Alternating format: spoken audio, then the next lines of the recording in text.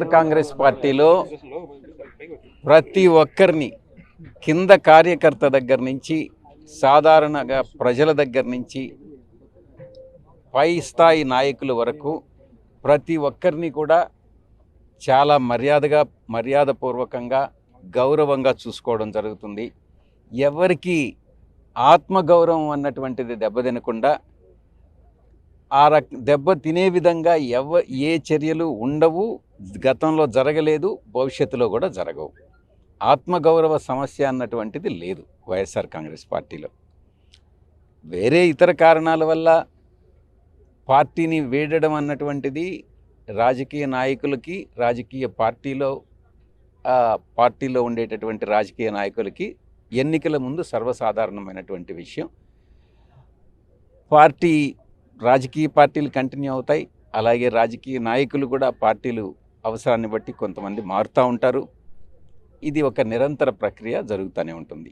ఆత్మగౌరవం అనడానికి ఎక్కడ పార్టీలో దెబ్బతిన్నటువంటి పరిస్థితి నాకు తెలిసినంత వరకు లేదు.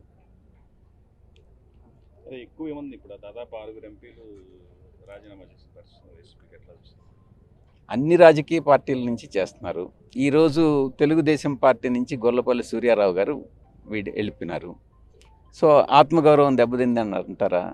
లేకుండా ఉంటే తెలుగుదేశం నుంచి కూడా చాలామంది వెళ్ళిపోతూ ఉన్నారు. సో ఈ వెళ్ళడం అన్నటువంటిది జనసేన నుంచి వెళ్ళిపోతున్నారు. కేశినేని నాని తెలుగుదేశం పార్టీని వీడి మన పార్టీకి వచ్చారు. ఆత్మగౌరవం అన్నటువంటిది అక్కడ సమస్య కాదు. సమస్యలు వేరే ఉంటాయి. వివిధ కారణాల వల్ల పార్టీని వేయడం జరుగుతుంటుంది. అవకాశాలు కావచ్చు, ఇంకేదైనా కావచ్చు, రకరకాల కారణాల వల్ల పార్టీని వేయడం జరుగుతుంది. చివరి సిద్ధం సభ ఎట్లా జరుగుతుంది? చరిత్ర పుటల్లో నిలిచిపోయేటటువంటి విధంగా ఆంధ్ర రాష్ట్రంలో మరి ఏ ఇతర రాజకీయ పార్టీ ఇటువంటి సభ గతంలోనూ భవిష్యత్తులోనూ జరగని విధంగా ఈ యొక్క సభ జరగబోతూ ఉంది.